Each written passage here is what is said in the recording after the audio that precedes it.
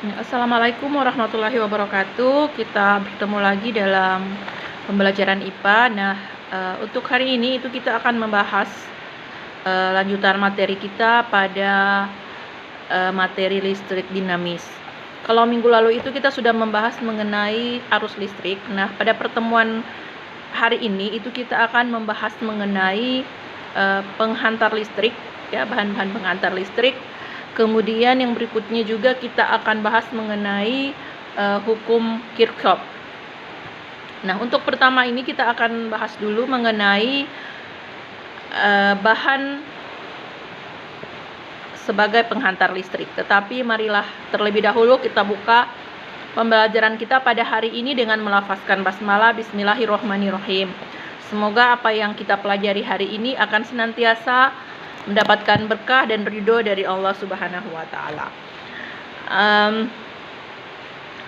Untuk bahan-bahan penghantar listrik, ya, itu kita bagi ada 3 jenis, ya. Yang pertama namanya konduktor.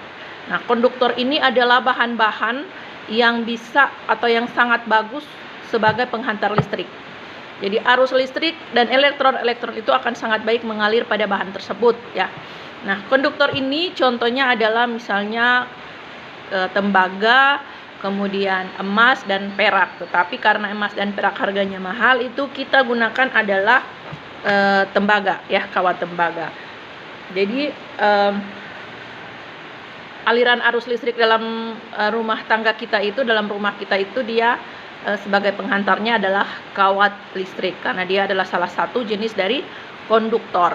Kemudian yang berikutnya ada namanya isolator. Nah, isolator ini dia benda-benda atau bahan-bahan yang sangat buruk untuk digunakan sebagai penghantar listrik, ya.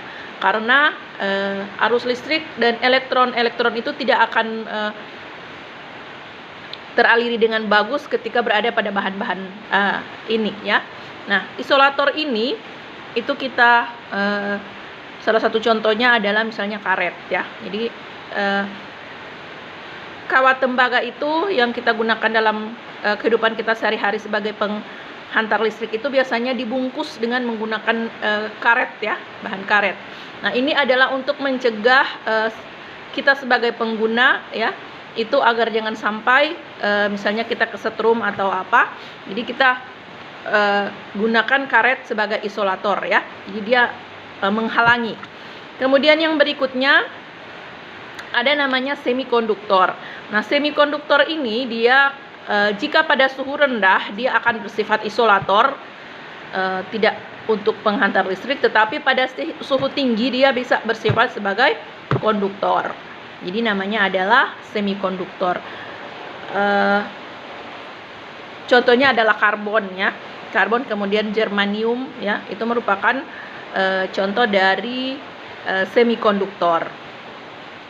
Jadi itu dulu yang bisa kita bahas untuk jenis bahan penghantar listrik. Kita akan lanjutkan dengan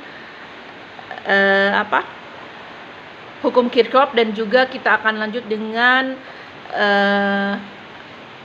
hambatan jenis. Terima kasih.